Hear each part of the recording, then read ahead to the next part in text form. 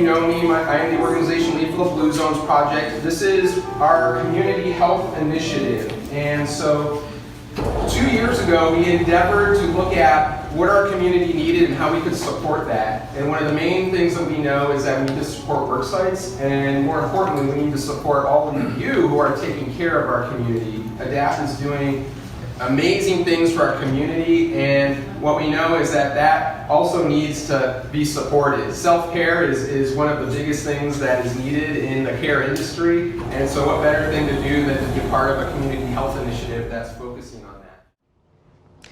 Hey everyone, I'm Juliet Palencius with Blue Zones Project Umpqua, here with Dr. Greg Brigham of ADAPT.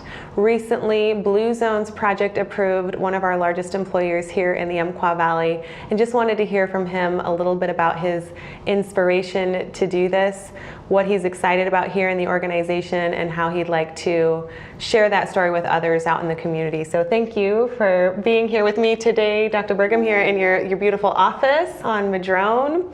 And maybe we can just start with hearing a little bit about your own personal inspiration when you first heard about Blue Zones Project. What attracted you to this community-wide well-being initiative? Yeah, so happy to talk about it. It's such a positive topic and it's had such a great impact on our organization, I think.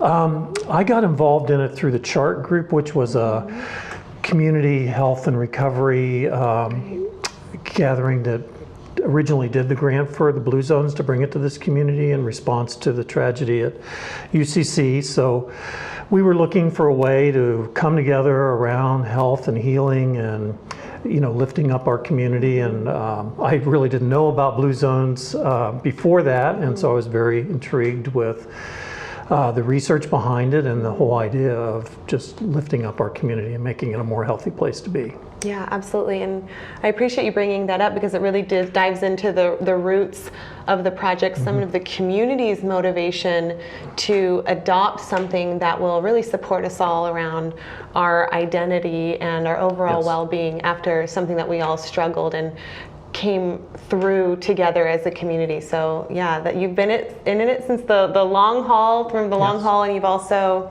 been a funder for Blue Zones Project. So you all really dove in supporting and investing in the community. So we thank you for that. Sure. So that was your first exposure, and of course you're instrumental in making this possible here in our community.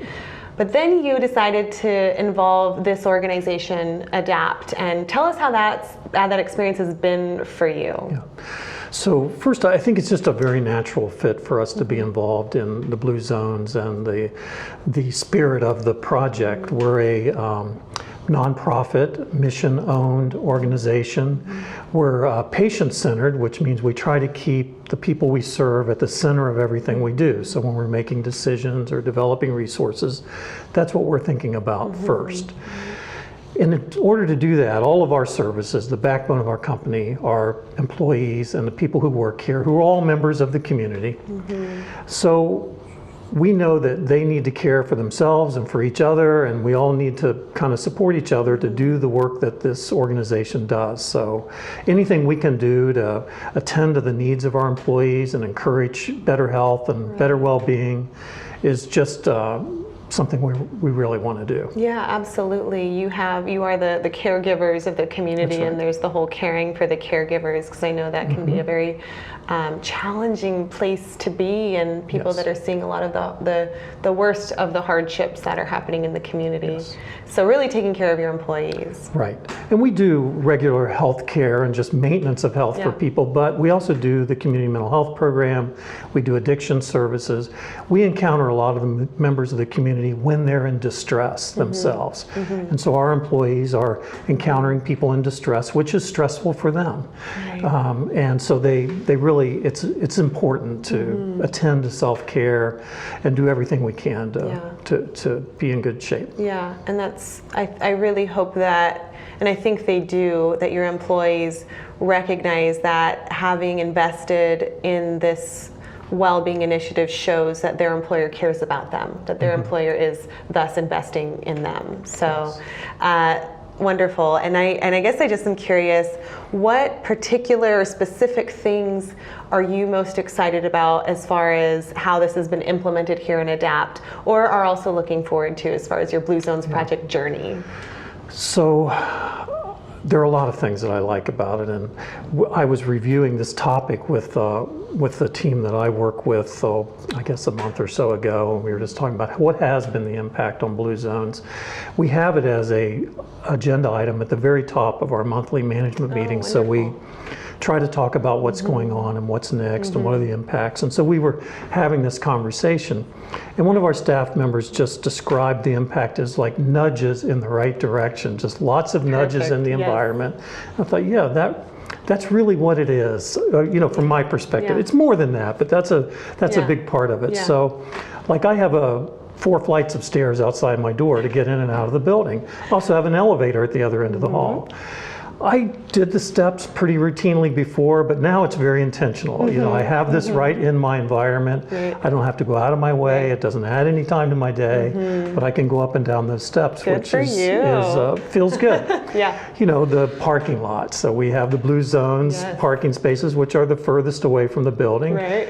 And our parking lot gets pretty full, so it's not unusual if you don't come in first thing in the morning, you're coming back from a meeting or something, it's full. And so your parking is far away. But now, I think with those prompts, that nudge to, hey, this is the Blue Zone spot, we kind of go for that, even if it's not already full. And not when that you you're do getting go the there, short end of the stick, you're actually doing and if it is the only thing left, it's still very reinforcing. It's like, wow, I got the Blue Zone spot. There's somewhere more in there too. And so those are the same things for me, and what I've seen others doing are the same things. We have a certain number of people that would walk regularly anyway. It's part of the routine.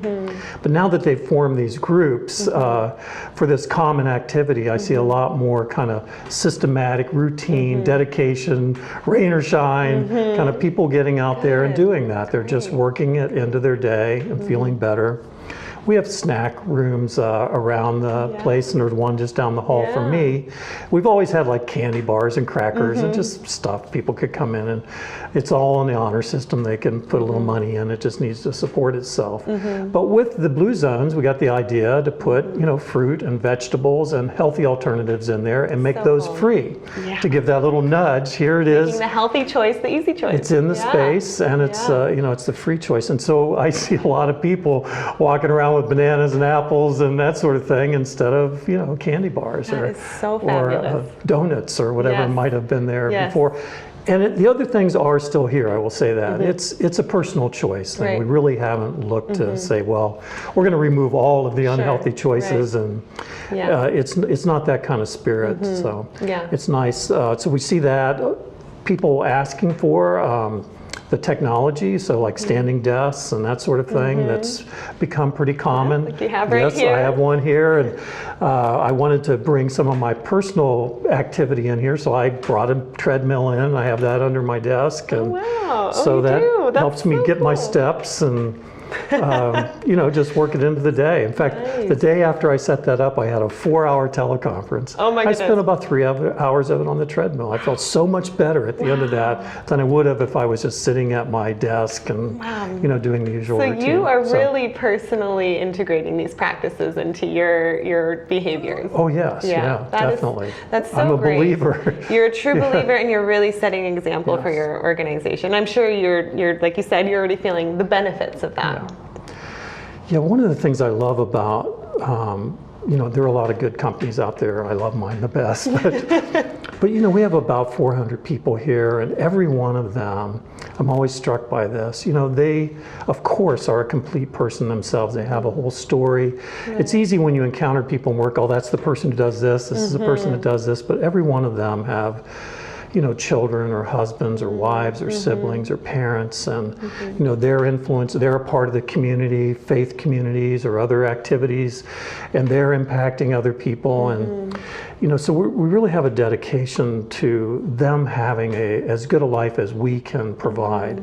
They spend so much of their time in our workspace, and so we want that to be a space that promotes their well-being and spreads it beyond that. So I think we see what we see here, but I know the impact it has at home for me, because I'm trying to make the same choices at home, and I'm trying to be active, and I'm talking about this just naturally throughout the day. So I think I have a little impact beyond myself. I think they do. And so through that, I think we're impacting the community as well. Such a beautiful statement, and I love that you are so intentional about doing that for your staff, and of course that ripples out to their networks, their social networks, their spouses, their families, their neighbors, you know, their communities as well. And it's really, you know, a community-wide effort, and we're really trying to create a culture of well-being. You're doing that here in ADAPT, and we're looking to see that happen beyond this organization throughout the community. What would you share with other employers that maybe in your position may have the power to really have an influence? And it may not be extreme as you suggested. It may be just making a choice where there wasn't one before. Now you have free fruits and vegetables available in your snack bar, but you still have those other items. I think sometimes people can be hesitant because they don't want to be pushing an agenda. But as you're saying, just making that opportunity there and seeing that people are wanting that. So what would you share with someone that may be in your shoes, that may be listening to this interview and maybe thinking, could I do this in my organization? And you know, we're all so busy. Is it worth the time and the effort that it would take to make these kind of changes? So I think we're a nonprofit, but we're still a business. So, you know, we have a certain amount of money coming in, and that's what we have to spend, and we have to cover all of our functions and employ people in healthcare and so on. I think you can make a real business case for this. I don't have a lot of data to support it because we're pretty early into the process, but in general, we know that happy and healthy employees are more productive.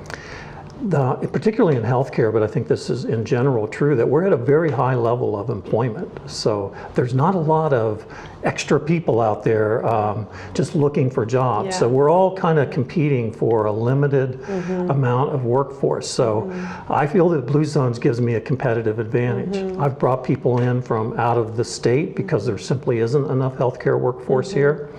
And they see that we're involved in Blue Zones. They see that as very innovative.